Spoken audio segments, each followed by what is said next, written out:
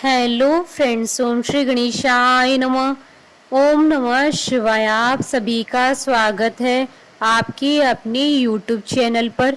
Friends, आज हम आपको इस वीडियो में बताने जा रहे हैं श्रावण मास के तीसरे अध्याय के बारे में, जिसको सुनने मात्र से ही होंगी आपकी सभी मनोकामनाएं शीघ्र ही पूर्ण। फ्रेंड्स, वीडियो शुरू करने से पहले आपसे रिक्वेस्ट है, अगर आप हमारे चैनल पर नए हैं और आपने अभी तक चैनल को सब्सक्राइब नहीं किया है तो प्लीज़ सब्सक्राइब कीजिएगा चैनल को। साथ ही प्रेस कीजिएगा बेल आइकन को, जिससे नए वीडियो से रिलेटेड नोटिफिकेशन आपको तुरंत प्राप्त हो सके। और वीडियो पसंद आने पर वीडियो को लाइक और शेयर जरूर कीजिएगा, ताकि सभी भक्तों को इस वीडियो का लाभ प्राप्त हो सके। और कमेंट बॉक्स में ओम नमः शिवाय जरूर लिखिएगा। श्रावण मास महात्म सब प्रकार के विघ्नों का नाश करने वाले, सारी सृष्टि का पालन करने वाले श्री गणेश जी तथा ज्ञान की दाता देवी श्री सरस्वती जी तथा सब पुराणों के कर्ता श्री व्यास जी तथा श्री गुरुदेव जी के चरण कमलों में नमस्कार करके भगवान की श्रद्धा और भक्ति रस में डूबे हुए श्रावण मास की कथा कहती हूँ। श्रावण माह में की जाने वाली भगवान शिव की लक्ष्य पूजा का वर्णन सनत कुमार बोले, हे भगवान, आपने श्रावण मासों का संक्षिप्त वर्णन किया। हे स्वामिन, इससे हमारी तृप्ति नहीं हो रही है, अतः आप कृपा करके विस्तार से वर्णन करें, जिसे सुनकर हे सुरेश्वर मैं कृतकृत्य हो जाऊंगा। ईश्वर बोले, हे योगीश, जो बुद्धिमान नक्त व्रत के द्वारा श्रावण मास को व्यतीत करता है वह 12 महीनों में नक्त व्रत करने के फल का भागी होता है। नक्त व्रत में दिन की समाप्ति के पूर्व सन्यासियों के लिए एवं रात्रि में गृहस्थों के लिए भोजन का विधान है। उसमें सूर्यास्त के बाद की 3 घड़ियों को छोड़कर नक्त भोजन का समय होता है। सूर्य के अस्त होने के पश्चात 3 घड़ी संध्या काल होता है। संध्या वेला में आहार, मैथुन, निद्रा और चौथा स्वाध्याय, इन चारों कर्मों का त्याग कर देना चाहिए।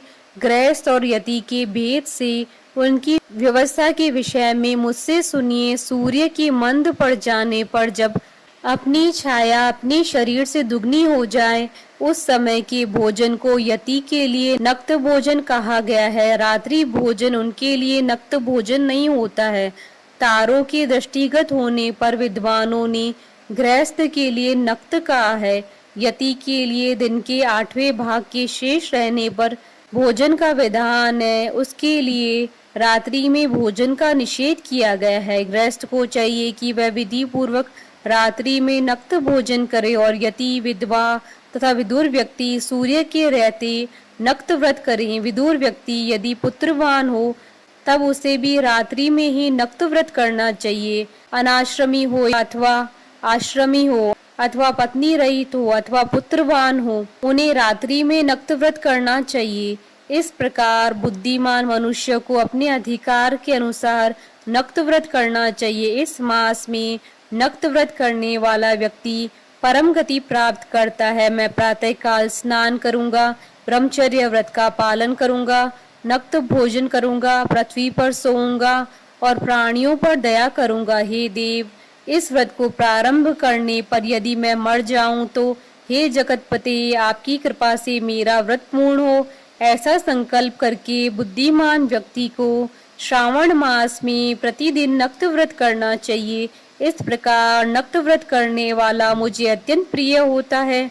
ब्राह्मण के द्वारा अथवा स्वयं ही अति रुद्र, महारुद्र अथवा रुद्र मंत्र से महीने भर प्रतिदिन अभिषेक करना चाहिए। हे वत्स, मैं उस व्यक्ति पर प्रसन्न हो जाता हूँ क्योंकि मैं जलधारा से अत्यंत प्रीति रखने वाला हूँ, अथवा रुद्र मंत्र के द्वारा मेरे लिए अत्यंत प्रीतिकर होम प्रतिदिन करना चाहिए।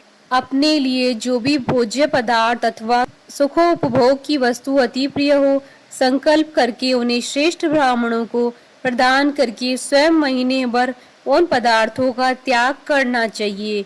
हे मुने, अब इसके बाद उत्तम लक्ष्य पूजा विधि को सुनिए। लक्ष्मी चाहने वाले अथवा शांति की इच्छा वाले मनुष्य को लक्ष्य बिलपत्रों या लक्ष्य दुर्वा दलों से शिव की पूजा करनी चाहिए। आयु की कामना करने वालों को चंपा के लक्ष्य पुष्पों तथा विद्या चाहने वाले व्यक्ति को मल्लिका या चमेली के लक्ष्य पुष्पों से श्री हरि की पूजा करनी चाहिए। शिव तथा विष्णु की प्रसन्नता तुलसी के दलों से सिद्ध होती है। पुत्र की कामना करने वालों को कटेरी के दलों से शिव तथा विष्णु का पूजन करना चाहिए। बुरे स्वप्न की शांति के लिए धान्य से पूजन प्रशस्त होता है। देव के समक्ष निर्मित किए गए रंगवल्ली आदि से विभिन्न रंगों से रचित पद्म, स्वास्तिक और चक्र आदि से प्रभु की पूजा करनी चाहिए। इस प्रकार सभी मनोरथों की सिद्धि के लिए सभी प्रकार के पुष्पों से यदि मनुष्य लक्ष्य पूजा करे तो शिव जी प्रसन्न होंगे।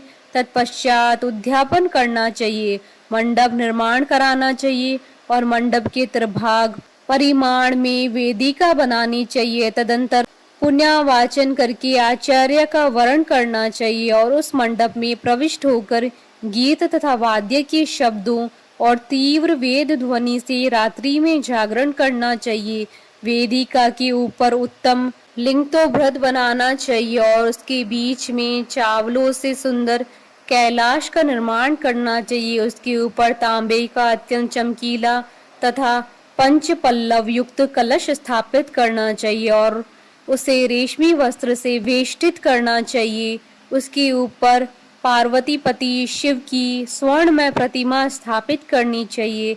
तत्पश्चात पंचामृत पूर्वक धूप दीप नैवेद्य से उस प्रतिमा की पूजा करनी चाहिए और गीत वाद्य नृत्य तथा वेद शास्त्र तथा पुराणों के पाठ के द्वारा रात्रि में जागरण करना चाहिए। इसके बाद प्रातः काल भली भांति स्नान करके पवित्र हो जाना चाहिए और अपनी शाखा में निर्दिष्ट विधान के अनुसार वेदी का निर्माण करना चाहिए।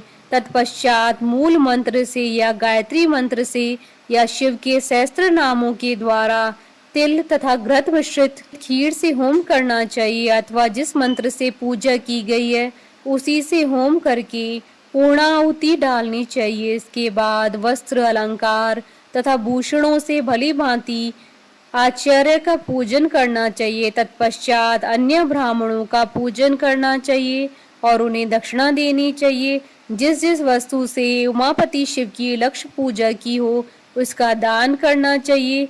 स्वर्णमयी मूर्ति बनाकर शिव की पूजा करनी चाहिए। यदि दीप कर्म किया हो तो उस दीपक का दान करना चाहिए। चांदी का दीपक और स्वर्ण की वृत्ति का अर्थात बत्ती बनाकर उसे गोघृत से भरकर सभी कामनाओं और अर्थ की सिद्धि के लिए उसका दान करना चाहिए। इसके बाद प्रभु से क्षमा प्रार्थना करनी चाहिए। अंत में 100 ब्राह्मणों को भोजन कराना चाहिए। हे मुनि, जो व्यक्ति इस प्रकार पूजा करता है मैं उस पर प्रसन्न होता हूँ। उसमें भी जो श्रावण मास में पूजा करता है उसका अनंत फल मिलता है। यदि अपने लिए अत्यंत प्रिय कोई वस्तु मुझे अर्पण करने के विचार से इस मास में कोई त्यागता है तो अब उसका फल सुनिए। इस लोक में तथा परलोक में उसकी प्राप्ति लाख गुना अधिक होती है। सकाम करने से अभिलिषित सिद्धि होती है और निष्काम करने से परम गति मिलती है। इस मास में रुद्राभिषेक करने वाला मनुष्य उसके पाठ की अक्षर संख्या से एक एक अक्षर के लिए करोड़ों करोड़ों वर्षों तक रुद्र लोक में प्रतिष्ठा प्राप्त करता है। पंचामृत का अभिषेक करने से मनुष्य अमरत्व को प्राप्त करता है। इस मास में जो मनुष्य भूमि पर शयन करता है उसका फल भी सुनिए। हे द्विज श्रेष्ठ, वह मनुष्य 9 प्रकार के रत्नों से जड़ी हुई सुंदर वस्त्र से आच्छादित बिछे हुए कोमल गद्दे से सुशोभित देश तकियों से युक्त रम्य स्त्रियों से विभूषित रत्न निर्मित दीपों से मंडित तथा अत्यंत मृदु गरुड़ाकार प्रवाल मणि निर्मित अथवा हाथी दांत की बनी हुई अथवा चंदन की बनी हुई उत्तम तथा शुभ शैया प्राप्त करता है। इस मास में ब्रह्मचर्य का पालन करने से वीर्य की दृढ़ पुष्टि होती है। ओज बल शरीर की दृढ़ता और जो भी धर्म के विषय में उपकारक होते हैं वह सब उसे प्राप्त हो जाते हैं। निष्काम ब्रह्मचर्य व्रति को साक्षात ब्रह्म प्राप्ति होती है और सकाम को स्वर्ग तथा सुंदर देवांगनाओं की प्राप्ति होती है। इस मास में दिन रात अथवा केवल दिन में अथवा भोजन के समय मौन व्रत धारण करने वाला भी महान वक्ता हो जाता है। व्रत के अंत में घंटा और पुस्तक का दान करना चाहिए। मौन व्रत के महात्म से मनुष्य सभी शास्त्रों में कुशल तथा वेद वेदांग में पारंगत हो जाता है तथा बुद्धि में बृहस्पति के समान हो जाता है। मौन धारण करने वाले का किसी से कलह नहीं होता है, अतः मौन व्रत अत्यंत उत्कृष्ट है। इस प्रकार श्री स्कंद पुराण के अंतर्गत ईश्वर सनत कुमार संवाद में श्रावण मास महात्म्य, नक्त व्रत, लक्ष्य पूजा, भूमि शयन, मौन व्रत आदि कथन नामक तीसरा अध्याय पूर्ण हुआ। बोलिए भगवान शंकर माता पार्वती जी की जय। हमारे साथ इस वीडियो में अंत तक बने रहने के लिए आपका धन्यवाद। ओम श्री गणेशाय नमः। ओम नमः शिवाय।